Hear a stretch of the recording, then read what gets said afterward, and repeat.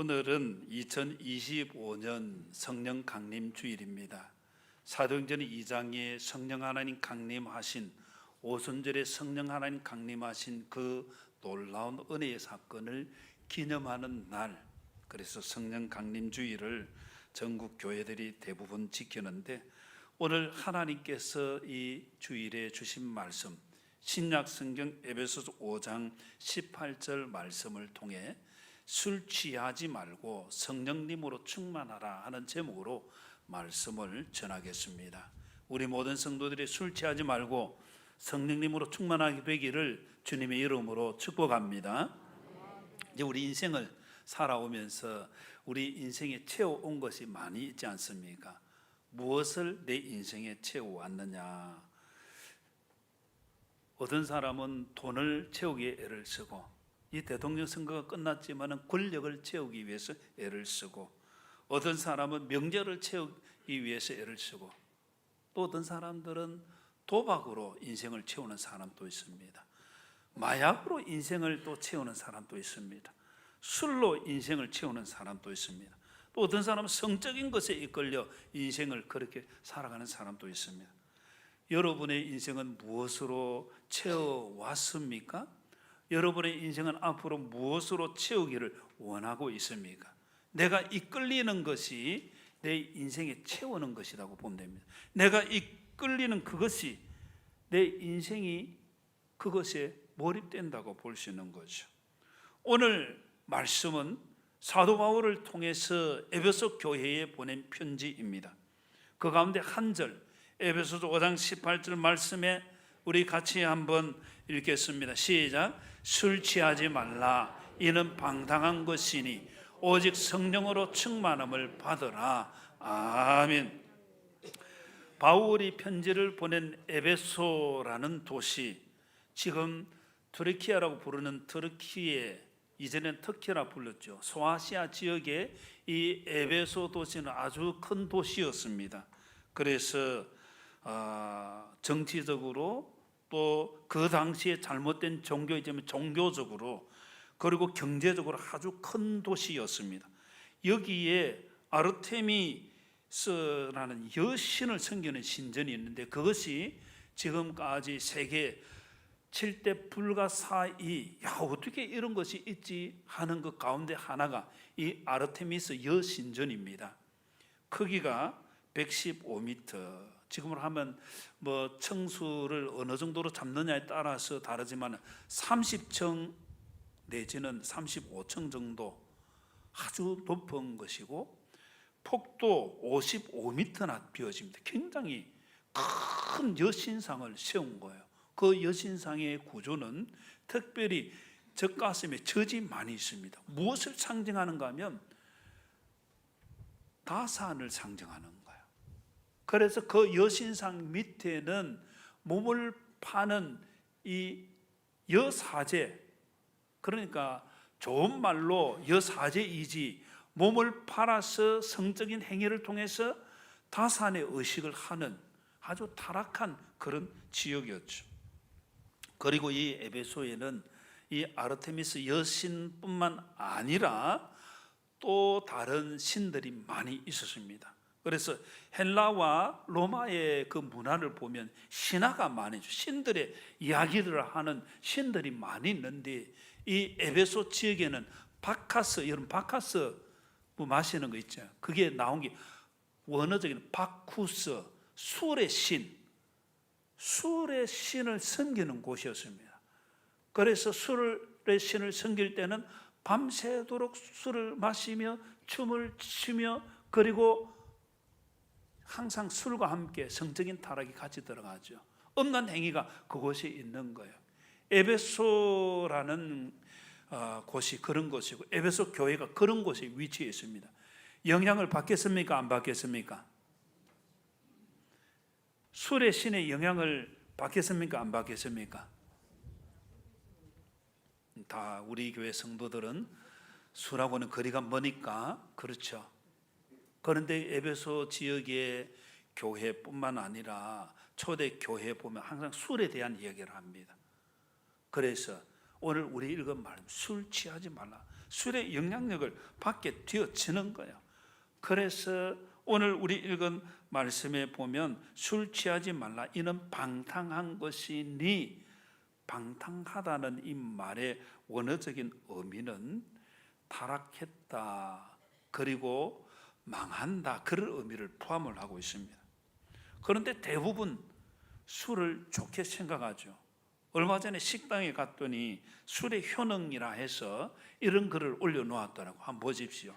소주의 효능, 상가격으로 마약 기분을 낼 수 있다. 알딸딸해지는 거죠. 넘어가서 3번에 보면 밥을 먹지 않아도 생명 유지가 가능하다. 이 술의 칼로리가 굉장히 높다 그러죠. 그리고 넘어가서 4번에 보면 전투력이 상승하여 조폭도 두렵지 않다. 마지막에 보면 동물 체험을 할 수 있다. 무슨 말이겠습니까? 탈무드, 유대인들의 그 가르침을 주는 탈무드에 보면 이 술에 대한 이야기가 있습니다. 처음 술을 마실 때는 사람이 양처럼 온순하다가 그 다음 조금 더 마시게 되어지면 원숭이처럼 춤추고 막 그런 행동을 한다는 거예요. 조금 더 마시면 사나워져, 사자처럼 사나워져서 싸움을 한다는 거예요. 더 마시게 되어지면 돼지처럼 주해져서 아무데나 토하고 뒹군다. 그래서 탈무드에서는 이게 인간에게 악마가 준 선물이다, 그렇게 표현합니다. 그런데 뭐 순서적으로 다 그래 일어나는 건 아니고, 사람의 그 성품 따라 술 마시면 잠자는 사람도 있고, 술만 들어갔다 하면 욕하고 싸우는 사람이 있는가 하면, 술만 들어갔다 하면 막 이게 몸이 완전히 난리가 나는 거예요. 성경 말씀대로 성경에서는 방탕이라고 표현하는데, 방탕하다는 건 무절제한, 술이 들어가면 사람이 무절제해지는 거예요. 그리고 술이 들어가면 사람이 거칠어지는 거예요. 무질서한 생활이 피어서 그 사람이 파멸하게 되어지는 것을 말하는 것입니다. 잠언서 23장 29절 이하의 35절까지 말씀, 주보에 33절로 기록된 35절까지, 여러분 제가 29절을 말씀드리지만은 여러분 집에 가셔서 꼭 한번 전체를 읽어보십시오. 성경이 술을 아주 가장 잘, 술에 대해 가장 잘 표현한 부분이 이 잠언서 23장의 말씀입니다. 재앙이 네게 있느뇨? 근심이 네게 있느뇨? 분쟁이 네게 있느뇨? 원망이 네게 있느뇨? 까닭 없는 상처가 네게 있느뇨? 붉은 눈이 네게 있느뇨? 쭉 이어지는 내용들을 보면 성경에서는 괴이한 것이 보일 것이고, 마음이 구부러진 말을 할 것이고, 자신이 바다에 누운 자같이 그렇게 여겨질 것이고, 그리고 나를 때려도 난 아프지 않다, 무감각하게 된다는 것을 말합니다. 제가 고등학교 2학년 때, 그때는 수학여행을 설악산 외선악으로 갔는데, 뭐 여관에 이렇게 방마다 아이들이 있는데, 고등학생들도 술 마시는 애들은 참 많이 마셔요. 그런데 전혀 생각지도 못한 이 친구가 술을 마신 거예요. 이 전포동 지역의 어느 교회를 다니는 그런 친구였는데, 저는 교회 다닌다고 늘 이야기했는데, 그날 선생님들이 막 난리가 난 거예요. 얘가 술을 먹고 막 완전 정신없이 막, 그러니까 선생님이 따라다니면서 때리는 거예요. 다음날 아침에 제가 네 예수 믿는다면서 그래 술 마시고 그 쇼부리가 되겠나? 무슨 일이 일어났는데? 선생님 너 때린 거 너 모르나? 안 아프다는 거예요. 기억도 없는 거예요. 제가 그래서 참 그때 그 친구에게 정말 은혜를 받지 못하고 상처를 받아가지고 지금까지 제가 그렇게 예수 믿는다 하면서 술 마시고, 술을 마시게 되어진 것, 한 몇 달 전에 서면에 식사하러 갔는데 식당 주인이 그림을 그리고 글을 조금 자기 나름대로 이렇게 적는 사람이더라고요. 보니까 이런 글이 있어요. 식당 그 방송실에 보여줄 수 있으면 한번 보여주세요. 술의 폐에 대해서, 술이 사람을 못된 놈으로 만드는 것이 아니라 그 사람의 원래 못된 놈이라는 것을 술이 밝혀준다. 제가 그거 읽고 은혜를 정말 많이 받았어요. 야, 이게 술이 사람을 못되게 만드는 것이 아니라 그 사람의 본성이 드러나는구나. 우리가 이 세상에 보면 그 사람이 그럴 수 있어? 너무 착했다는 거예요. 그 사람이 어떻게 폭행을 하고 그 사람이 어떻게 살인을 하고 이해가 안 된다 이래 말하죠. 근데 상황이 띄어지니까 폭발하더라는 거예요.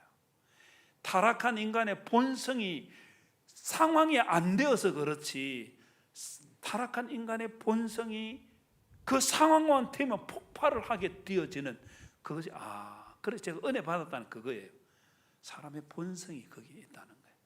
술이 사람을 망치는 것이 아니라 원래 그 사람이 그런 사람이기 때문에 그런 행동을 한다. 우리 사람은 다 하나님 보시기에, 하나님께서는 보시기에 좋았다라고 창조했지만 아담의 범죄 타락 이후에 우리의 하나님의 형상은 다 파괴된 거예요. 그대로 있으면 하나님을 마음에 두기 싫어하기 때문에 불의한 상태로, 제약된 상태로, 타락한 상태로 하나님 내버려 두시는 거예요. 근데 겉으로 보면 모르죠. 상황이 되면 드러난다는 거예요. 그 사람이 그럴 수가 있을까? 근데 상황이 되면 그렇게 되더라는 거죠. 그래서 오늘 우리가 읽은 말씀에 보면 바울은 이런 그 당시의 술 취함의 문화와 달리 성도들은 성령 하나님께서 충만하게 역사하시는 은혜의 삶을 살아라고 권면하는 거죠. 이게 참 중요한 거예요. 여러분, 사람이 바뀔 수 있습니까? 없습니까? 여러분, 사람 바뀌는 거 가능하겠습니까? 예수 믿는 사람들은 다 이 대답을 잘합니다. 그런데 참 사람이 바뀐다는 게 참 쉽지 않은 것 같아요. 한 10몇 년 됐네요. 제가 아는 후배 목사님의 조카가 신학에서 목사가 되어지고 교회 사역을 하다가 선교사로 갔습니다. 그런데 이 친구 조카가 성격이 좀 개팍하고 못하다는 소문이 많이 있었어요. 그러던 차에 부암로 교회 목사님이 후임자를 구한다고 했을 때 많은 사람들이 서류를 넣었는데 그 조카 목사님도 서류를 넣은 거예요. 제가 그 부모님도 알고 그 삼촌도 알고 그 형제도 아니까 목사님이 제일 잘 알겠다 싶어서 저에게 전화를 주었습니다.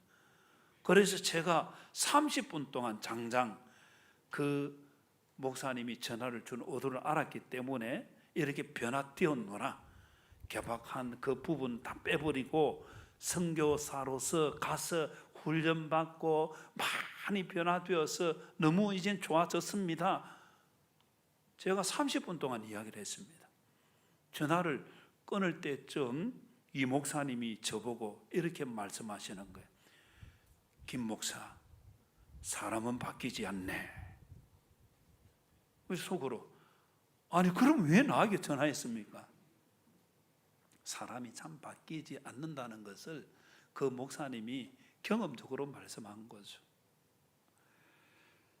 에브라함 링컨은 자기가 대통령이 되어졌을 때에 내각을 구성할 때에 잘 알려진 이야기죠. 한 사람이 내각에 이런 훌륭한 사람을 쓰면 좋겠습니다. 그래서 면접을 했습니다. 그리고는 에브라함 링컨이 그 추천한 사람이 이 사람 안 되겠다는 거예요. 아니 왜 안 됩니까? 그 사람 얼굴을 보니 안 되겠네. 그리고 유명한 말을 했습니다. 사람 나이가 40이 되면 자기 얼굴에 책임을 져야 한다네. 우리는 뭐 관상 같은 걸 이야기하지만은 사람이 살아온 그 삶이 얼굴에 묻어난다는 것이 이 링컨의 말이죠. 그래서 유명한 링컨의 명언 가운데 유명한 것이 바로 그것입니다. 40이 되면 자기 얼굴에 책임을 져야 된다. 우리 성도들이 예수님을 정말 믿었다고 한다면 그 얼굴에 예수님 믿는 모습이 나타나야 된다. 그런 의미도 되겠죠. 한번 다시 묻습니다. 사람은 바뀝니까? 안 바뀝니까? 안 바뀌는 것 같으면 제가 말할 이유가 없죠. 사람이 스스로 바꿀 수는 없지만은 하나님께서는 사람을 바꾸시는 줄 믿습니다. 그 대표적인 사람이 오늘 에베소 교회에 편지를 보낸 바울입니다. 바울은 우리가 읽는 신약 서신서의 많은 부분을 기록한 성경의 기록자입니다. 그가 이 에베소 교회에 편지를 보냈고 디모데 후서, 디모데 전서, 자신의 믿음의 아들 디모데에게 보낸 편지죠. 디모데전서 1장에 보면 바울이 자신을 이렇게 고백합니다. 13절에 내가 전에는 비방자요 박해자요 폭행자였으나 도리어 긍휼을 입은 것은 내가 믿지 아니할 때 알지 못하고 행하였습니다. 이 하나님의 은혜가 참 중요해요. 알고 행했다면 다른 거예요. 그런데 알지 못하고 행했기 때문에 자신은 예수님 없는 줄 알았습니다. 어떻게 예수님이 부활하셨다는 말이야. 그 상황 엉터리라고 생각하고 비방하고 박해하고 폭행을 했습니다. 그런데 부활하신 주님께서 다메섹 도상에서 불러주셨죠. 그때부터 주님을 구주로 믿고 변화된 삶을 살게 되어졌습니다. 디모데전서 1장 15절에 보면 밑보다 모든 사람이 받을 만한 이 말이요 그리스도 예수께서 죄인을 구원하시려고 세상에 임하였도다. 죄인 중에 내가 괴순이라. 죄인 중에 자기가 우두머리라는 거예요. 나 같은 죄인도 용서하시고 구원해 주셨는데 그 말이죠. 모든 사람이 다 구원을 받는다는 걸 말하는 겁니다. 하나님께서는 죄인된 우리를 부르사 의인 되도록 불러주신 줄 믿습니다. 이 은혜가 바울처럼 우리에게도 있어야 되는 거죠. 내 모습, 내 생각, 내 인생을 볼 때 나는 구원받을 자격이 없는데 하나님께서 나를 택하여 주셔서 이렇게 은혜를 주셨구나. 이 은혜가 새겨지는 것. 그 은혜의 새겨짐이 디도서 3장 5절에 보면 우리를 구원하시되 우리가 행한 바 의로운 행위로 말미암지 않고 오직 그의 긍휼하심을 따라 그 다음 같이 읽겠습니다. 시작. 중생의 시름과 성령의 새롭게 하심으로 하셨나니. 아멘. 성령 하나님께서 새롭게 하시는 그 역사를 따라서 우리가 새롭게 되었다는 것을 말하는 거예요. 로마서 8장 16절에는 성령이 친히 우리의 영과 더불어 우리가 하나님의 자녀인 것을 정언하신다. 성령 하나님께서 정언해 주시는 대상이 되기를 주님의 이름으로 축복합니다. 그래서 그 대상이 되어지고 난 뒤에 변화가 일어나게 되는 거예요. 고린도 교회 성도들은 우상 숭배도 많고 간음도 많고 탐색도 많고 남색, 동성애를 말합니다. 그리고 고린도전서 6장 10절에 보면 도적이나 탐욕을 부리는 자나 술 취하는 자나 모욕하는 자 속여 빼앗는 자들은 하나님 나라를 유업으로 받지 못하리라. 그리고 11절에 보면 이렇게 말합니다. 너희 중에 이와 같은 자들이 있더니 너희 중에 이 같은 자가 있었다는 거예요. 고린도 교회 성도들이 성도답지 못한 모습 가운데서 이제는 성도로 부르심을 받은 그 변화를 말하죠. 너희 중에 이 같은 자들이 있더니 11절 하반절에 주 예수 그리스도의 이름과 우리 하나님의 성령 안에서 그 사람 같이 읽겠습니다. 시작. 시성과 거룩함과 어렵다 하심을 받았느니라. 아멘. 성령 하나님께서 예수님을 믿고 죄 사함 받고 거룩하고 어렵게 되어지도록 인도해 주신다는 거예요. 그래서 고린도전서 6장 19절에는 이렇게 말합니다. 너희 몸은 너희가 하나님께로부터 받은 바 너희 가운데 계신 그 다음 읽습니다. 시작. 성령의 전인 줄 알지 못하느냐. 아멘. 성령 하나님께서 거하시는 거룩한 성전 되었다는 것을 말하는 것이죠. 성령 하나님 임재하심을 통해서 성령 강림 주일에 이런 놀라운 변화를 통해 구원의 온천을 온전히 누려가는 우리 모두가 되기를 주님의 이름으로 축복합니다.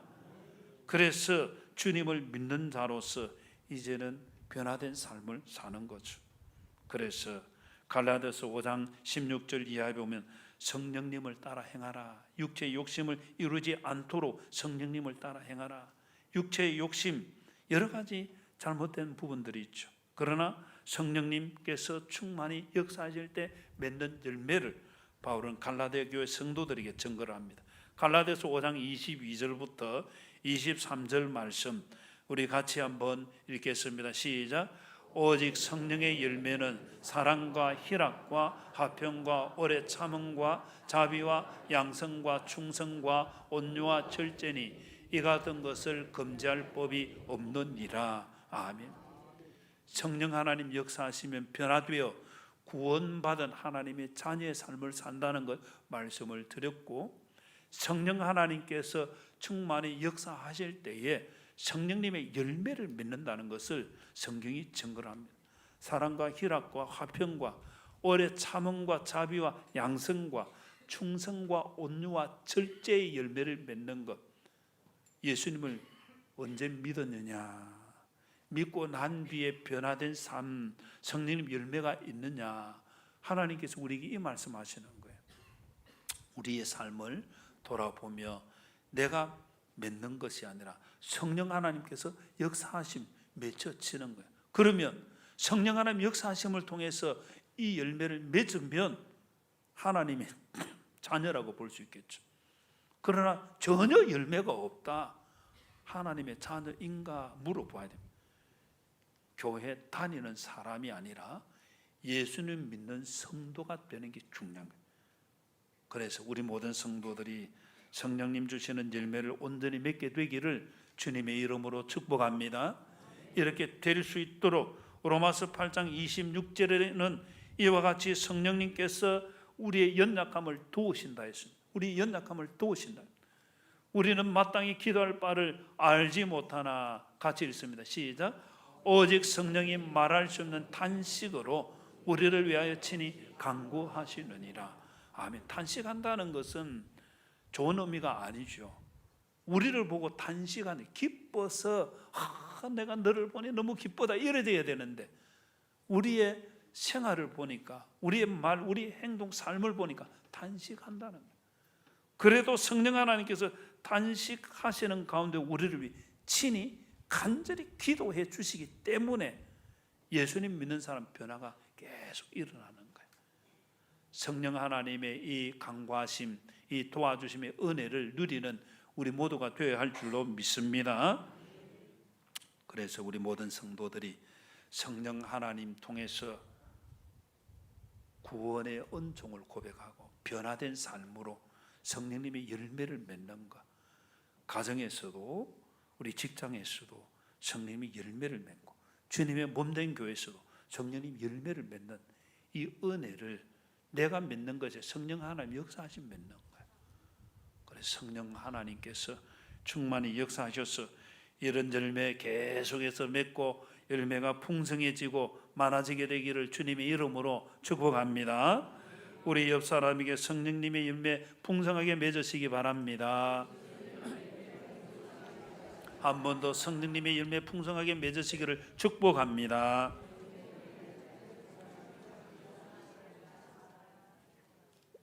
사도행전 2장에 보면 오순절에 성령 하나님 강림하신 내용을 기록하고 있죠. 가장 자세히 기록하고 있는데, 각 사람 위에 불의 혀처럼 갈라지는 것이 임하게 되어졌고 그들이 다 성령 하나님 충만하심을 받았습니다. 그리고는 말하기 시작했습니다. 다른 언어로 말하기 시작했어요. 무슨 말을 했을까요? 사도행전 4장 31절에 보면 빌기를 다음에 모인 곳이 진동하는 무리가, 그 다음 읽습니다. 다 시작. 다 성령이 충만하여 담대히 하나님의 말씀을 전하니라. 아멘. 무슨 말을 했느냐? 제가 고등학교 다닐 때에 이 부분, 다른 언어로 말했다는 부분을 두고 기도하는 그런 아이도 있었습니다. 나 다른 언어, 영어 잘하고 싶어. 나 다른 언어 일어 잘하고 싶어. 성령 하나님 나에게 일어 방언을 주십시오. 영어 방언을 주십시오. 그런데 언어를 주신 이유가 있죠. 그것은 그 당시에 오순절에 디아스포라 유대인이라 부르는데 이스라엘 백성이지만은 바벨론 포로 이후에 흩어져 있는 이스라엘 백성들이 곳곳에 많이 있었습니다. 디아스포라 유대인들이 이 오순절 절기를 지키기 위해 온 거예요. 예루살렘에 많은 사람들이 왔는데 그 가운데는 우리 대한민국 사람이지만은 미국에 가서 거하고 그 자녀가 또 자녀를 낳고 그래서 2세가 되고 3세가 되면 우리나라 말을 잘 하겠습니까? 못 하겠습니까? 무슨 말을 잘 하겠습니까? 미국 말, 영어를 잘 하겠죠. 똑같이 이 오순절 성령 강림하실 때 온 사람들이 물론 자신들의 방언인 세모 히브리어를 아는 사람도 있었지만은 자기 난 곳의 방언 그 소리로 다 복음을 듣게 되어진 거예요. 그래서 영어를 잘했다, 뭐 일을 잘했다, 러시아를 잘했다 이런 개념이 아니라 그곳에서 온 사람들에게 복음을 전하기 위해 담대히 하나님의 말씀을 전하도록 성령 하나님 역사하셨다는 거예요. 그럼 성령 하나님 감동하시면 무슨 역사가 일어나느냐? 성령 하나님 감동하시면 구원의 역사가 일어나는 거예요. 우리가 새벽에 역대상을 읽는데 역대상 가운데 사울의 이야기가 잠깐 나왔습니다. 9장과 10장에 이어지는 내용에 사울이 왕이 되고 그리고 전쟁터에서 죽게 되어진 내용을 말하는데 그 가운데 보면 사울이 사무엘상 11장에 보면 사울이 처음 왕이 되었을 때에 사무엘상 11장에 보면 11장 6절에 이런 구절이 있습니다. 사울이 이 말을 들을 때에 하나님의 영에 크게 감동되어 그의 노가 크게 일어나 무슨 사건인가 하면 사울이 기름 부음 받아서 이제 막 왕이 되었을 때에 야베스라는 지역이 이웃나라 암몬과 가까이 있습니다. 암몬에서 군사를 보내가지고 야베스 사람들을 침략하고 이제는 항복을 시켰는데 그냥 항복이 아니라 온 눈을 빼어야 항복 조서를 받아들이겠다는 거예요. 사람들 다 죽게 된 거예요. 그래서 야베스 사람들이 이 사울에게 기브아에 있는 사울에게 전령을 보냅니다. 왕이여 상황이 이렇습니다. 근데 사울이 그 말을 들었을 때에 성령 하나님께서 강하게 역사해 주신 거예요.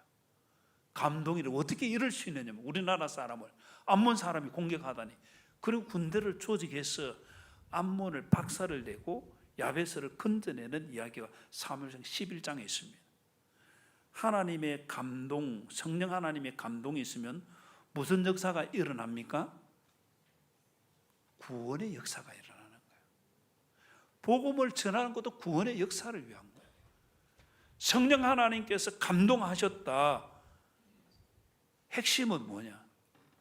구원의 역사의 서임 받아라고 하는 거예요. 사울의 인생은 우리 어제 역대상 그 10장 마지막을 보았는데 마지막에 이런 기록이 있습니다. 역대상 10장 13절에 보면 사울이 죽은 것은 여호와께 범죄하였기 때문이라 그가 여호와의 말씀을 지키지 아니하고 성령 하나님이 감동하신 가운데 초기에 초대 왕으로서 생명 구원 사역을 귀하게 감당을 했었는데 이제는 자기가 좀 컸다 이거예요. 그리고는 하나님께서 아말렉을 진멸하라고 분명히 말씀하셨는데 아말렉 왕 아극을 살리고 양과 소에 기름지고 좋은 것을 살리고 사무엘이 와서 이게 무슨 소리입니까? 무슨 일입니까? 했을 때에 사울 왕의 답이 내가 하나님께 좋은 것으로 제사를 드리려고 예배를 드리려고 좋은 것을 남겼습니다. 그럴 때 사무엘이 유명한 말을 하죠. 무슨 말인지 여러분 아시죠? 듣는 것이 순종하는 것이 제사보다 순양의 기름보다 낫다는 거예요. 왜 하나님의 말씀을 바꾸었습니까? 하나님의 말씀대로 하지 못한 자기 생각이 들어가기 때문에요.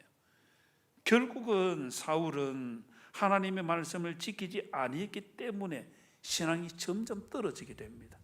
그래서 신접한 자에게 가르치기를 청하게 되어지고, 역대상 10장 14절에 보면 여호와께 묻지 아니하되, 하나님께 묻고 하나님의 답을 받아야 되는데 자기 마음대로 한 거예요. 신접한 자를 찾고 하나님 아는 것을 찾게 되어지므로 하나님께서 그를 죽이시고. 그래서 우리의 삶에 중요한 것이 성령 하나님께서 역사하시고, 충만이라는 단어는 지속적이고 반복적인 것을 말합니다. 현재 계속 성령 하나님께서 우리 안에 역사하시는 것을 말합니다. 여러분, 오늘 아침 식사하셨습니까? 점심 때 식사하실 겁니까? 저녁도 식사하실 겁니까? 내일 아침도 하실 겁니까? 음식도 계속 채워야 되는 거예요. 성령 하나님의 임재하심과 감동하심, 충만이라는 단어는 계속적인 채워줌을 말하는 거예요. 오늘 성령 충만했는데 내일은 안 될 수 있겠습니까? 없겠습니까? 사울의 경우를 보면 안 될 수도 있는 거예요. 오늘은 할렐루야 하고 하나님의 구원 역사를 위해 서임 받았는데 내일은 안 될 수도 있기 때문에 충만이라는 단어가 필요한 거예요.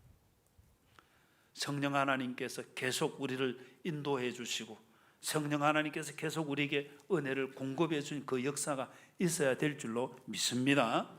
그래서 우리의 삶은 성령 하나님 감동하시는 가운데 우리가 변화되어 구원받은 자가 되고, 성령 하나님 감동하신 가운데 우리가 성령 하나님 충만하시면 성령님의 열매를 맺게 되어지고, 성령 하나님 감동하신 가운데 구원 역사의 쓰임을 받는다는, 충만이라는 단어는 단회적인 것이 아니라 지속적이고 반복적이라는 것을 꼭 기억해야 됩니다.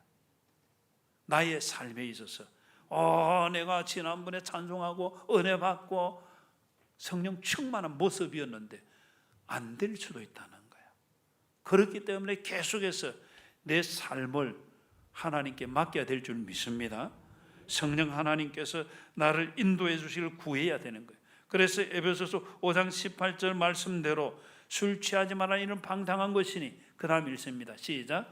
오직 성령으로 충만함을 받아라. 아멘. 이 내가 하는 것이 아니기 때문에 수동태로 받으라는 거예요.